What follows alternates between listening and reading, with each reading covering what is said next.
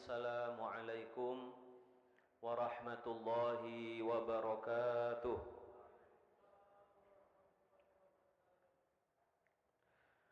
Innal hamdalillah nahmaduhu wa nasta'inuhu wa nastahdihi wa nastaghfiruh wa na'udzu billahi min shururi anfusina wa min sayyiati a'malina. May yahdihillahu fala mudilla lahu wa may yudlil fala hadiya lahu. أشهد أن لا إله إلا الله وحده لا شريك له وأشهد أن سيدنا ونبينا وحبيبنا محمدا عبده ورسوله لا نبي ولا رسول بعده. اللهم فصل وسلم وبارك وكرم ومجد وعظم على سيدنا محمد مفتاح باب رحمة الله عدد ما في علم الله صلاة وسلاما دائمين بدوام ملك الله وعلى آله وصحبه. اللهم لا علم لنا إلا ما علمتنا إنك أنت العليم الحكيم وتب علينا إنك أنت التواب الرحيم.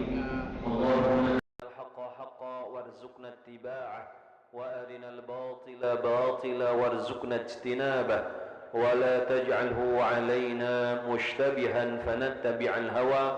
اللهم علمنا ما ينفعنا وانفعنا بما علمتنا وزدنا من لدنك علما. أما بعد. Bapak-bapak, ibu-ibu, hadirin hadirat, kaum muslimin wal muslimat, para jamaah salat zuhur Masjid Agung Kota Palembang yang dirahmati oleh Allah Subhanahu wa taala. Alhamdulillah, tidak bosan-bosannya kita selalu memanjatkan puja dan puji syukur kepada Allah Subhanahu wa taala atas seluruh nikmat-nikmat yang selalu kita rasakan setiap detiknya dalam hidup kita ini. Wabil khusus nikmat Islam dan iman yang merupakan sebaik-baiknya nikmat yang Allah berikan kepada kita. Juga nikmat taufik, yaitu dimudahkannya kita oleh Allah untuk menjalankan setiap perintahnya, menjauhi setiap larangannya. Terkhusus kita saat ini berada di bulan Zulhijjah yang merupakan salah satu dari bulan-bulan haram atau Ashhurul Hurum, atau bulan-bulan yang disucikan, yang mana setiap amal ibadah akan dilipat gandakan dan setiap kemaksiatan juga akan dilipat gandakan dosanya oleh Allah Subhanahu wa taala. Kita juga bersyukur pada hari ini kita bisa melanjutkan cawisan atau majlis ilmu bulanan dalam pembahasan kitab Bulughul Maram. Mudah-mudahan Allah Subhanahu wa taala memberikan balasan pahala sebesar-besarnya, memberikan ilmu yang bermanfaat, memudahkan kita untuk selalu taat dan beribadah, dan mudah-mudahan kelak kita bisa wafat dalam keadaan yang baik, husnul khatimah. Amin ya rabbal alamin. Hadirin kaum muslimin rahimakumullah, kembali kita akan membahas kitab Bulughul Maram yang disusun oleh Al-Imam Ibnu Hajar Al-Asqalani. Kitab ini merupakan kitab yang berisi kumpulan hadis-hadis yang berasal dari Rasulullah Sallallahu Alaihi Wasallam, yang khusus membahas tentang hukum-hukum fikih, yaitu hukum-hukum yang berkaitan dengan perbuatan seorang manusia sehari-harinya, baik yang berkaitan dengan ibadah atau yang di luar ibadah. Dan pembahasan kita saat ini masuk atau telah memasuki pembahasan tentang haji, ya, dan ini sudah berlangsung beberapa kali pertemuan, dan saat ini kita akan membahas salah satu bab kecil di dalam pembahasan haji, yaitu berkaitan dengan ihram. Bismillahirrahmanirrahim. Qala al-muallif rahimahullahu taala wa nafa'ana bi'ulumihi fid dharaini amin. Qala, pengarang kitab Al-Imam Ibnu Hajar berkata, Babul ihrami wa ma yata'allaqu bihi. Bab tentang ihram dan hal-hal yang berkaitan dengannya. Apa itu ihram? ihram secara singkat bisa dimaknai berniat untuk melaksanakan ibadah haji atau umroh. Jadi seseorang yang berniat untuk melakukan haji atau berniat untuk melakukan umroh, maka prosesnya itu disebut dengan ihram.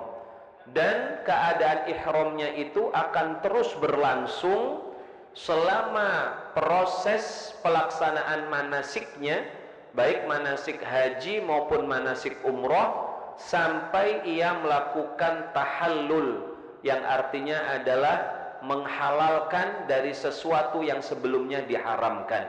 Tahallul ini bisa dengan berbagai hal, ya kalau di dalam ibadah haji, tetapi kalau di dalam umrah biasanya dengan bercukur setelah melaksanakan semua proses manasik umrah tersebut. Nah, di sini akan disebutkan sejumlah hukum-hukum yang berkaitan dengan ihram ini, yaitu bagaimana seorang dalam berproses ihram itu sejak berniat, kemudian hal-hal yang dilakukan selama ihram, ada juga hal-hal yang dilarang secara ihram, maka akan disebutkan di sini. Hadis yang pertama, An Ibni Umar radhiyallahu anhu maqal, ma ahalla Rasulullah sallallahu alaihi wasallam illa min indil masjid, muttafaqun alaih. Diriwayatkan dari sahabat Nabi, yaitu Ibnu Umar, yaitu nama aslinya Abdullah ibnu Umar, ya, anak dari Sayyiduna Umar ibnu Khattab. Abdullah ibnu Umar di sini berkata, qala ma ahalla Rasulullah sallallahu alaihi wasallam illa min indil masjid. Nabi sallallahu alaihi wasallam tidak melakukan ihlal. Ihlal itu artinya berniat dalam melaksanakan haji atau umroh atau ihram tadi itu.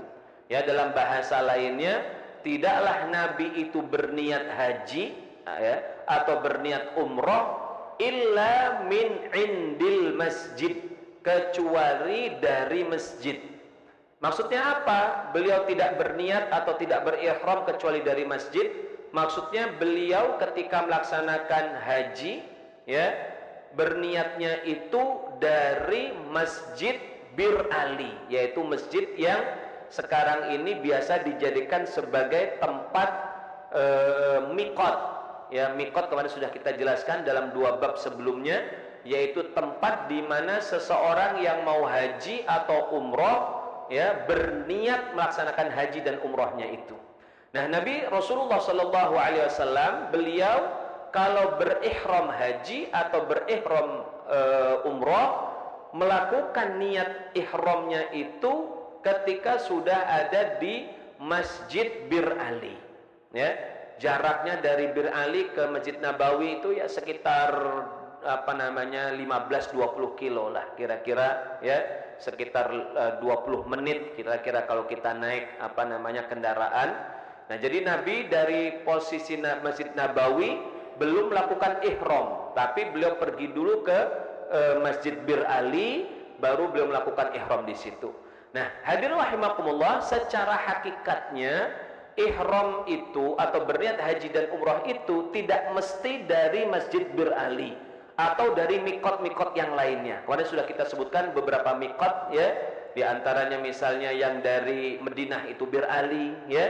Kalau yang dari arah Yaman namanya Yalamlam. Kalau dari wilayah Mesir atau dari Afrika biasanya Juhfa dan lain sebagainya. Jadi tidak mesti mikot itu atau tidak mesti ihram itu dari mikot-mikot tersebut, ya. Tetapi itu adalah sunnah, dianjurkan. Kalau kita ingin lebih sempurna, bisa berniat haji atau umroh dari mana saja, ya, tapi harus dari batas tanah halal. Jadi belum seseorang itu masuk ke dalam Mekah dan belum melewati batas-batas mikot yang sudah ditentukan oleh Rasulullah SAW tadi. Jadi kalau orang dari Madinah, ya, dari arah utara Mekah, Madinah itu, ya, mau masuk ke Mekah dalam keadaan umroh atau haji, maka dia tidak boleh melewati batas Bir Ali tadi, ya. Jadi kalau dia mau ihram harus sebelum Bir Ali, terserah di mana saja boleh. Kalau dia misalnya jamaah haji atau umrah Indonesia, misalnya dia ke Madinah dulu, boleh dia berihram dari hotelnya, boleh. Atau orang penduduk Madinah yang tinggal di Madinah mau ihramnya dari rumahnya masing-masing, boleh. Ya. Tapi tidak boleh melewati batas mikot tadi. Ya. Mikot tadi nggak boleh dia melewatinya, baru setelah itu misalnya baru ihram, tidak boleh. Kalau itu dilakukan, maka itu bagian dari pelanggaran. Dan pelanggarannya akan dikenakan hukuman, ya bisa dam, menyembelih kambing atau puasa dan lain sebagainya, ya. Nah, jadi apa yang diceritakan dalam hadis ini bahwa Rasulullah SAW itu berihram atau mengambil niat haji atau umrah dari masjid, yaitu maksudnya Masjid Bir Ali, itulah yang disunnahkan, itu yang dianjurkan. Tapi kalau ada seseorang mau ihramnya dari hotelnya, dari rumahnya sebelum dia datang ke Bir Ali, maka silakan saja, tidak apa-apa, ya. Apalagi misalnya di musim haji seperti ini, itu di Bir Ali itu padatnya luar biasa, ya. Kita mau masuk ke masjidnya saja berdesak-desakan, ya. Kalau kita khawatir nggak bisa masuk ke dalam masjid, ya, maka kita nggak apa-apa, ihramnya dari hotel kita misalnya, atau dari rumah kita kalau kita penduduk ada di Madinah tersebut. Nah, ini cerita hadis pertama dari Abdullah ibnu Umar. Jadi kesimpulan dari hadis ini sekali lagi, seseorang kalau mau berihram atau berniat haji umroh, maka dianjurkan dari mikotnya, dari tempat masing-masing mikotnya, atau dia juga boleh sebelum mikot untuk mengambil ihram tersebut. Berikutnya hadis yang kedua, wa an Khallad bin Sa'ib an abihi anna Rasulullah sallallahu alaihi wasallam qala atani Jibril fa amarani an amura ashabi an yarfa'u aswatahum bil ihlal, rawahul khamsah wa sahhahu Tirmidzi wa Ibnu Hibban. Diriwayatkan dari Khallad ibnu Sa'ib dari ayahnya As-Sa'ib tadi, bahwa Rasulullah SAW bersabda. Jadi Rasulullah SAW ini sedang bersabda, isinya atani Jibril, baru saja datang kepadaku malaikat Jibril. Fa amarani an amura ashabi, lalu Jibril itu memerintahkanku agar para sahabat-sahabatku, ya, para sahabat-sahabat Nabi, an yarfa'u aswatahum bil ihlal, untuk mengeraskan suara mereka ketika melakukan ihlal. Ihlal tadi yaitu niat mau ihram haji atau umroh. Hadis ini diriwayatkan oleh imam yang 5. Imam yang 5 itu maksudnya adalah Imam Abu Dawud, Nasai, Tirmidzi, Ibnu Majah dan Imam Ahmad. Itu diistilahkan dengan imam yang 5, ya. Dan hadis ini disahihkan oleh Imam At-Tirmidzi dan Ibnu Hibban. Apa pelajaran dari hadis ini? Jadi suatu ketika Jibril datang kepada Nabi, ya, Jibril datang kepada Nabi itu biasanya untuk menyampaikan wahyu, ya. Wahyu itu bisa berupa ayat Al-Quran yang diturunkan, atau ada perintah khusus dari Allah tetapi bukan bagian dari Al-Quran, bisa saja begitu, ya. Hadis-hadis Rasulullah SAW itu semuanya wahyu dari Allah, tapi bentuk wahyunya itu secara makna. Kalau Al-Quran bentuk wahyunya itu secara makna sekaligus lafadznya. Jadi Al-Quran itu adalah wahyu dari Allah, lafadz maknanya dari Allah. Kalau hadis itu maknanya saja dari Allah, lafadznya yang buat Rasulullah SAW. Jadi yang penting maknanya tersampaikan. Nah, di sini Jibril datang dengan membawa perintah. Perintah itu wahyu, ya. Tetapi bukan Al-Quran, hanya perintah biasa dari hadis Rasulullah. Apa perintahnya? Bahwa agar para sahabat, nah sahabat ini sahabat-sahabat Nabi, ya, dan juga termasuk adalah hukumnya untuk kita semua, karena syariat ini bukan hanya berlaku untuk umat Islam di zaman Nabi, tapi sampai dengan akhir zaman termasuk kita. Apa perintahnya? Agar kalau melakukan ihram atau niat untuk ihram haji dan umrah, untuk an yarfa'u bil ihlal, mengeraskan suara mereka. An yarfa'u aswatahu, mengeraskan suara mereka dengan ihram itu. Jadi maksudnya gimana prakteknya? Praktek itu pas kita niat dianjurkan kita keraskan bacaan niatnya. Bagaimana cara bacaan niatnya? Dalam sebuah riwayat Rasulullah ketika berihram haji atau umrah mengatakan seperti ini. Labbaik Allahumma umratan. Ya Allah, aku penuhi panggilanmu untuk melaksanakan umrah. Atau kalau haji, labbaik Allahumma hajjan. Ya Allah, aku penuhi panggilanmu untuk melakukan haji. Ya. Para ulama kemudian membuat sebuah rangkaian niat yang lebih istilahnya yang lebih enak untuk kita baca dan untuk kita praktekkan dengan biasanya mengatakan nawaitul hajja, saya niat haji, itu ya. Atau kalau kita umrah, nawaitul umrata, nawaitul hajja, saya niat haji, ya. Wa ahramtu bihi, dan aku berniat melakukan ihram untuk haji lillahi ta'ala, karena Allah ta'ala. Nah, itu bentuk dari niat haji atau niat umrah. Nah, ketika kita berniat dianjurkan untuk dikeraskan berdasarkan perintah ini. Jadi kita baca yang keras. Tidak seperti kalau kita kalau kita sholat atau kita mau zakat, kita mau puasa, itu masing-masing, nggak harus keras. Ya, bahkan aslinya niat itu kan tempatnya di dalam hati. Ya, tempatnya di dalam hati. Mulut ini hanya mengabarkan, informasikan isi daripada niat kita, ya. Makanya para ulama menganjurkan kalau kita mau sholat kita keraskan supaya membantu niatnya di dalam hati. Jadi kalau kita mau sholat hadirin itu kita biasanya kita lafalkan kan niatnya. Misalnya ya, usolli fardhol zuhri misalnya ya, arba'a raka'atin dan seterusnya lillahi ta'ala, lalu Allahu akbar, pas Allahu akbar baru ketika itulah kita berniat. Seharusnya begitu. Jadi pas kita bertakbir Allahu akbar, mulut kita mengeluarkan kalimat takbir, hati kita berniat. Karena niat itu sekali lagi para ulama bersepakat tempatnya ada di dalam hati, bukan di mulut. Bukan di mulut. Nah, kembali lagi ke sini.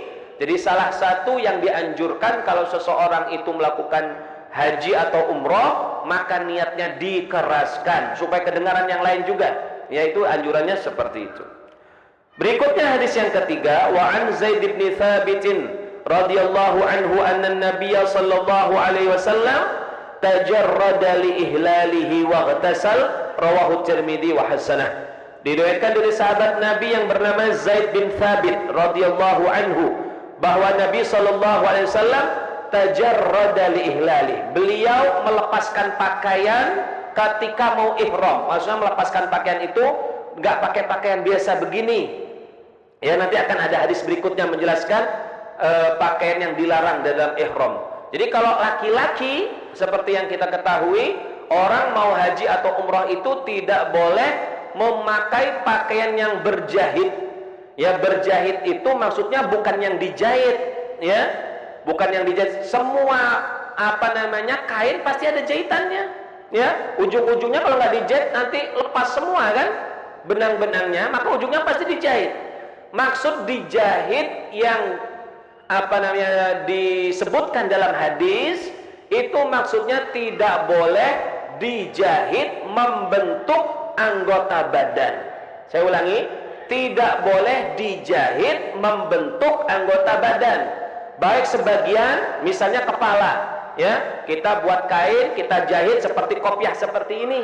Ini kan kain aslinya, dijahit, dirangkai membentuk lingkaran. Nah, ini nggak boleh dipakai begini, ya.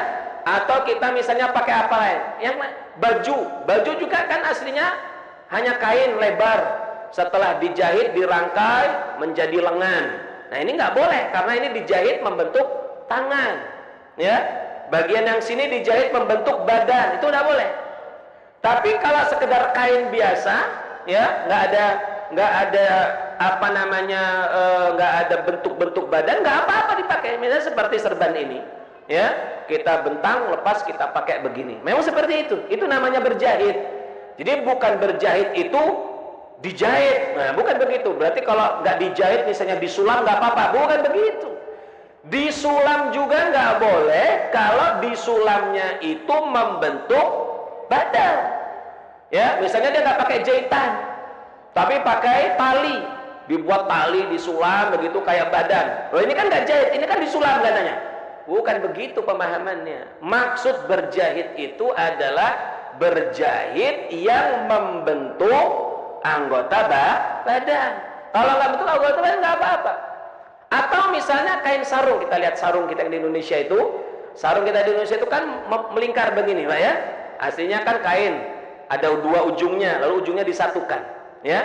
Kalau kita pakai sarung itu masuk ke dalam lubang sarung, nggak boleh, karena kan membentuk badan, ya.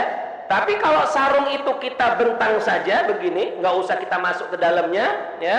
Kita bentang, ini dalamnya ada di sini, kita nggak masuk. Nah, kita taruh sarung itu begini, tidak apa-apa, karena bentuknya, ya, yang lubang di tengah itu nggak kita pakai.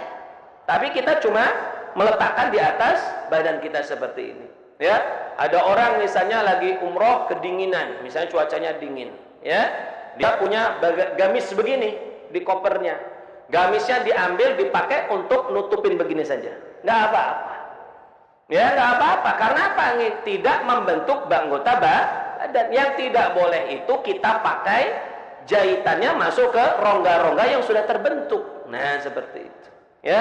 Nah, itu jadi maksud dari di sini Nabi SAW tajarrad, melepaskan pakaiannya, ya, melepaskan pakaian yang berjahit itu liihlalihi, untuk melakukan ihram, ya. Ihlal tadi kan saya katakan niat untuk ihram, waghtasala, dan beliau mandi, ya. Jadi mandi, memang dianjurkan sebelum kita ihram kita mandi dulu, ya, mandi semuanya seperti kita mandi wajib, seperti kita mandi Jumat, semua bagian tubuhnya kita siram air, ya. Nah, di sini juga ingin saya ingatkan sekilas saja, kalau kita mandi Jumat itu kan disunahkan, atau mandi hari raya disunahkan. Itu mandi seperti itu yang disebut dengan mandi ibadah, itu maksudnya adalah menyiram semua bagian tubuhnya dengan air, ya. Yang penting disiram semua bagian tubuhnya. Mandi ibadah itu adalah proses meratakan air ke seluruh badan. Itu maksudnya mandi itu. Kalau mandi kita sehari-hari yang bukan ibadah, ya terserah kita. Banyak orang mandi kepalanya, rambutnya nggak disiram, kan ada, ya. Ya itu nggak apa-apa karena mandi bukan ibadah. Tapi kalau mandi ibadah, mandi wajib, mandi sunnah, misalnya Jumatan dan lain sebagainya, semua ujung badannya harus kena air. Dan tidak harus pakai sabun, ya.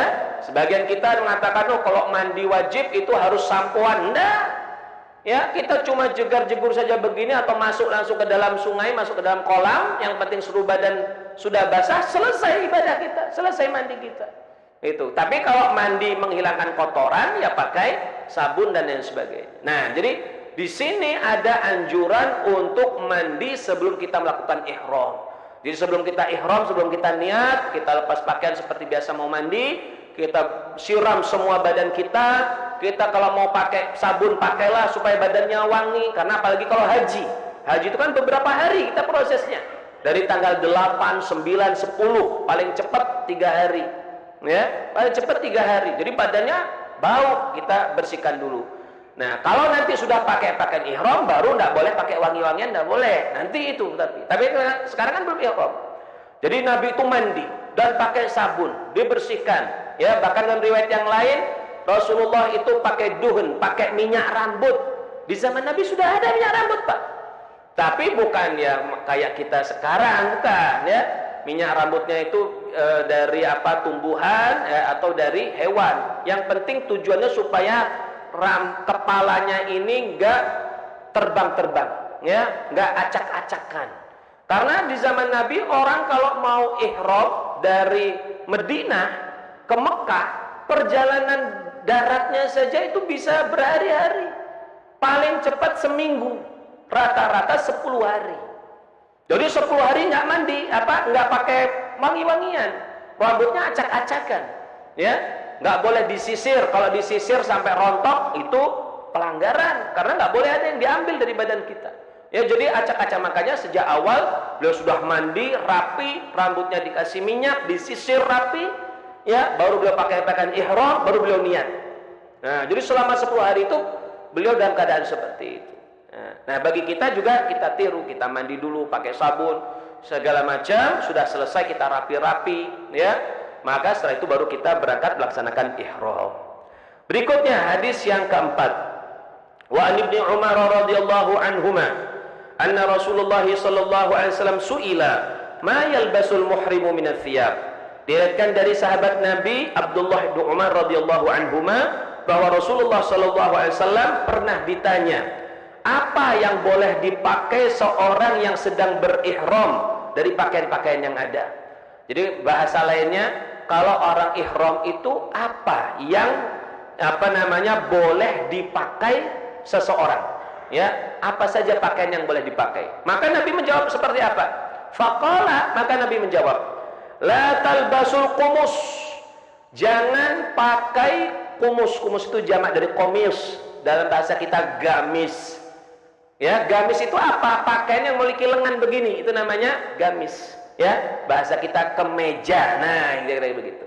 Kata Nabi, kalau lagi ihram jangan pakai kemeja. Ya, terserah mau bentuknya koko atau gamis begini atau apa, jangan pakai kemeja, nggak boleh. Ya, tadi itu kenapa alasannya? Karena ini membentuk badan, nggak boleh dipakai. La talbasul qumus, jangan pakai kemeja. Walal amaim, tidak boleh pakai serban, imamah. Serban itu aslinya kain biasa begini, ya kan? Tapi dilipat, digulung, ya.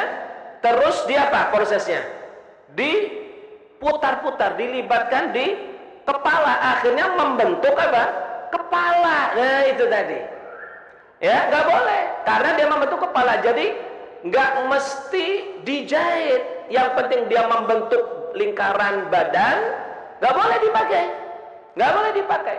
Begitu. Tapi kalau misalnya serban itu kita urai, kita jadikan kain, ya, kita pakai ihram, boleh, nggak masalah. Nggak masalah. Ya seperti serban begini. Serban begini jadi pakaian ihram bisa, tinggal kita buka, kita bentang, kita pakai, selesai. Mau jadi serban bisa juga. Kita bentang, kita lilit, ya, kita ikat di kepala. Seperti itu. Nah, ketika ihram tidak boleh pakai serban. Karena serban itu meskipun kainnya itu tidak ada jahitannya, karena dia cuma terbentang lebar, tapi dia diikat, ya, diputar, diikat dengan berbagai cara membentuk kepala. Itu yang tidak boleh. Juga nanti ada larangan Nabi, laki-laki memang tidak boleh pakai penutup kepala, memang nggak boleh. Ya, karena salah satunya itu bentuknya seperti bentuk kepala, nggak boleh. Tapi kalau penutup kepala yang tidak bersinggungan, tidak nempel langsung, nggak apa-apa. Contohnya pakai payung, nggak apa-apa. Ya, pakai payung nggak apa-apa. Yang nggak boleh itu sesuatu yang disebut sebagai penutup kepala. Payung kan bukan penutup kepala dalam bahasa kita. Ya, seperti itu. Wala sarawilat, tidak boleh pakai sarawil, yaitu jamak sirwal, artinya celana. Nggak boleh pakai celana. Jadi di zaman Nabi ada celana? Ada. Di zaman Nabi ada celana. Tapi nggak kayak span kita begini, ya, celana. Biasanya celana di zaman Nabi itu untuk daleman, ya, untuk sarung, ya. Jadi kalau di zaman Nabi itu dianjurkan kita kalau pakai sarung, hadirin, sarung ada di zaman Nabi. Mungkin sarungnya nggak persis seperti kita yang buat itu, enggak, ya. Pakaian begini diikatkan di bawah, itu namanya sarung, ya. Nah, dianjurkan kalau pakai sarung itu, hadirin, pakai celana daleman, ya. Itu yang ada di zaman Nabi, ya. Kalau Nabi pakai celana doang begitu, ya, pakai celana seperti di zamannya, lalu nggak pakai sarung, nggak pernah ada ceritanya. Ya, kayak kita sekarang ini rata-rata pakai sarung, pakai celana begini, ya. Kalau zaman Nabi bukan begini kebiasaannya, pakai celana ditutupin sarung, ya, karena kurang pantas, khususnya Nabi itu pakai pakaian yang membentuk bagian badan, kurang pantas, begitu. Kita kalau ngelihat ada orang, ya, satu pakai sarung, satu pakai celana, kira-kira yang terlihat tampak berwibawa yang lebih mana? Yang pakai sarung, dia lebih rapi, gitu, lebih tertutup, itu lebih bagus. Begitu yang dilakukan Nabi, itu, ya. Jadi nggak boleh pakai celana. Kembali lagi di sini. Kenapa? Karena celana itu membentuk salah satu bagian dari tubuh, nggak boleh, seperti itu. Walal baranis, baranis jamak dari burnus itu gamis begini. Ya, gamis begini yang ada tutupnya, Ya, ini biasanya gamis orang Maroko, orang Aljazair, Afrika bagian utara itu, ya, Maroko, Aljazair itu biasanya gamisnya ini ditambah penutup begini, ya, penutup itu baik pakaian di sana. Sama larangannya, walal khifaf, tidak boleh pakai khifaf. Khifaf jamak dari khuf.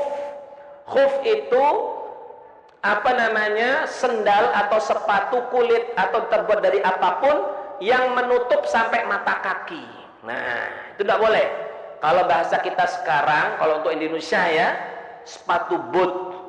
Karena sepatu boot itu menutup sampai mata kaki.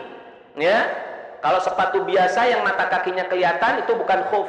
Ya, kalau di aslinya di sana di Timur Tengah, khuf itu seperti kaos kaki, tapi terbuat dari kulit. Ya, biasanya sampai menutup mata kaki. Biasanya kalau sekarang dipakai musim dingin. Kalau dulu khuf itu dipakai juga untuk jalan di tanah. Maksudnya untuk sehari-hari, untuk sendal. Karena dari kulit kuat dia. Ya, kalau sekarang kan kalau kaos kaki kan enggak, kaos kaki kan untuk daleman aja. Ya, seperti itu. Nah, jadi nggak boleh pakai khuf. Apa alasannya? Sama. Karena khuf itu dari kain. Aslinya dia hanya lempengan, lalu dijahit, tapi jahitnya itu membentuk bagian tubuh, yaitu kaki, maka nggak boleh pakai. Nah, maka juga kita seperti sekarang, ya, pakai sepatu bot nggak boleh. Nah, ada nanti dalam hadis yang lain ada sahabat yang minta keringanan dari Nabi, ya Rasulullah, saya nggak punya sendal.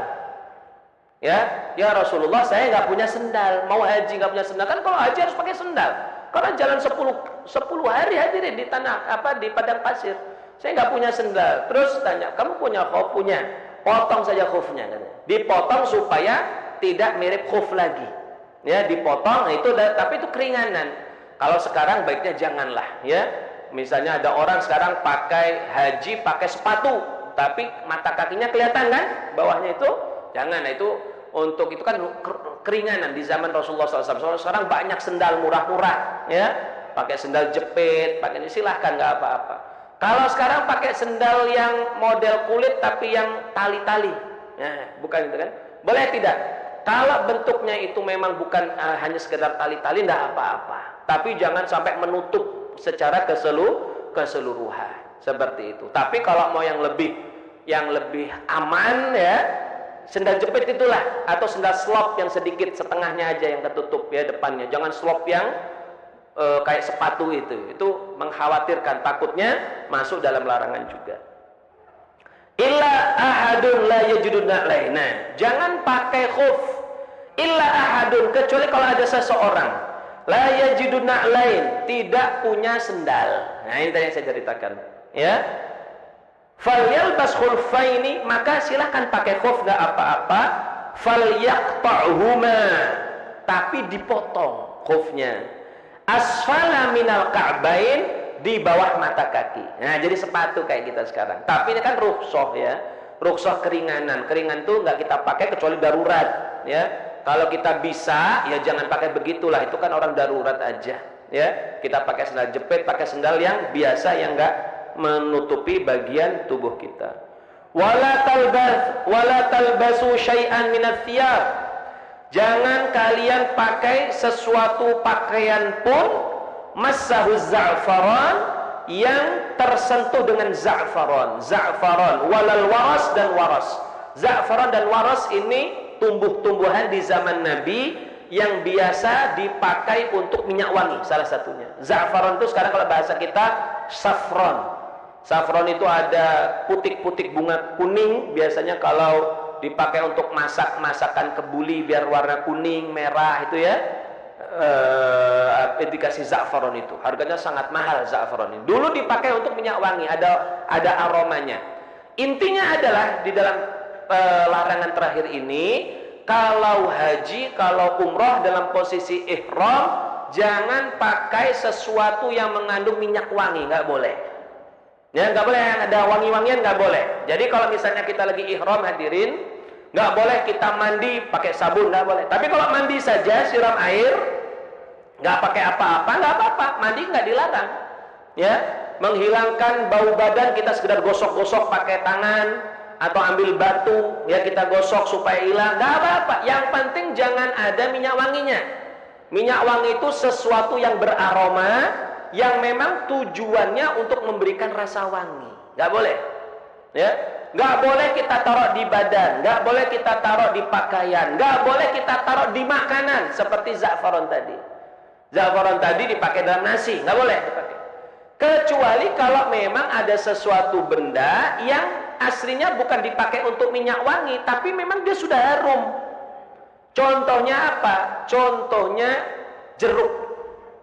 Ya, kita buka jeruk itu kan kulitnya itu kan harum, wangi.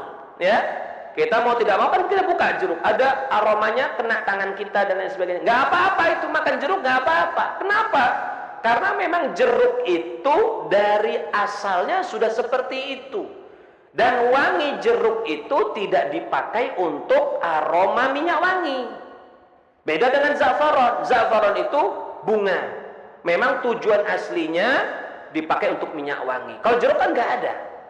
Ya, kalau jeruk nggak ada. Gitu.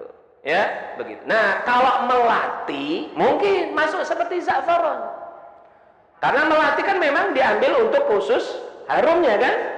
Itu. Nah, jadi jangan pakai melati. Ya, makan melati nggak boleh. Karena memang harum daripada melati itu memang diambil untuk aroma minyak wangi. Ya, seperti itu ya. Nah, ini jadi nggak boleh pakai. Apa kok sampai begitu banyak apa aturan-aturan dalam ihram? Kita hadirin rahimakumullah ketika sedang haji dikondisikan oleh Allah Subhanahu wa taala semuanya sama, nggak ada bedanya. Kita kalau pergi haji dan umrah nggak ada yang tahu mana presiden mana rakyat, kecuali cuma bedanya dia dikawal, kita nggak dikawal. Ya, nggak ada yang tahu mana yang kaya mana yang miskin, nggak ada yang tahu mana yang seorang tokoh mana orang yang biasa, nggak ada yang tahu. Itulah tujuan umrah. Semua badannya baunya sama, ya, semuanya sama, bau semua, acak-acakannya sama. Dan inilah memang salah satu subhanallah, salah satu apa keunikan haji umrah. Kita kalau ibadah aslinya hadirin dalam sehari-hari maupun dalam ibadah, syariat itu paling senang dengan orang-orang yang bajunya rapi, rambutnya rapi, badannya wangi, mulutnya wangi. Itu paling senang syariat dengan begitu. Tetapi khusus haji dibuat sebaliknya, supaya kelihatan kita memang orang yang gak ada apa-apanya di hadapan Allah. Kita sehebat apapun, semulia apapun, sekaya apapun, ketika haji nanti seperti kita di hadapan Allah menghadap satu-satu di akhirat. Sama semuanya, nggak kelihatan. Kita cuma dikasih pakaian satu lembar begini, dua lembar, satu bawah satu atas. Ya, kalau kita meninggal dalam keadaan itu pun kita nggak dikafani kecuali dengan pakaian kita itu. Nggak ditutup kepalanya ketika dikafani, supaya hari kiamat orang itu dibangkitkan oleh Allah dengan pakaian ihramnya sendiri itu. Ini luar biasa. Makanya haji umrah itu ada sebuah ibadah paripurna, menyempurnakan semua yang lain. Semua ibadah berkumpul, semua keistimewaan berkumpul. Makanya kalau orang bisa haji itu luar biasa, pahalanya luar biasa. Begitu. Nah, hadirin rahimakumullah, inilah pembahasan kita untuk sementara karena waktu kita yang tidak mencukupi.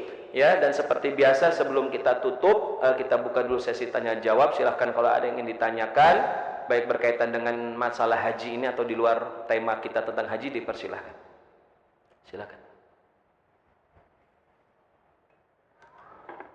Cukup Pak, dak kate yang haji gitu ini. Ya, makanya dak kate pertanyaan.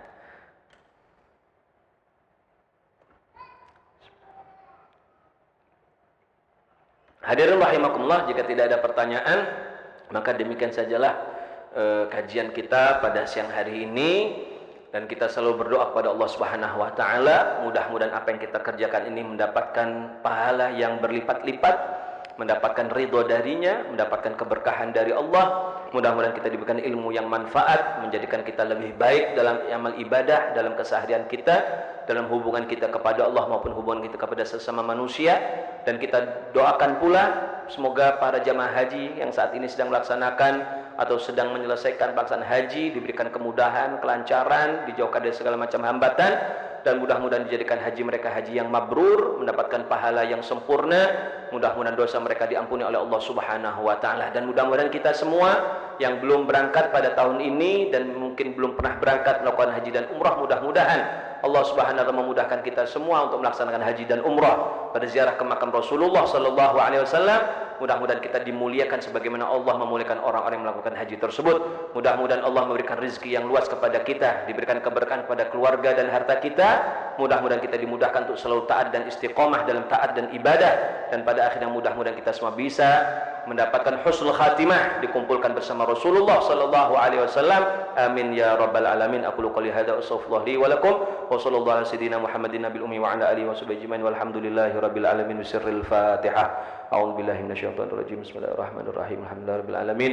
Arrahmanir rahim. Maliki yaumiddin. Iyyaka na'budu wa iyyaka nasta'in. Ihdinas siratal mustaqim. Siratal ladzina an'amta 'alaihim ghairil maghdubi 'alaihim waladdallin. Amin. Demikianlah rahimakumullah. Mudah-mudahan ada manfaatnya. Mohon maaf atas segala kekurangan. Aku qouli hadza astaghfirullah li wa lakum. Wassalamualaikum warahmatullahi wabarakatuh.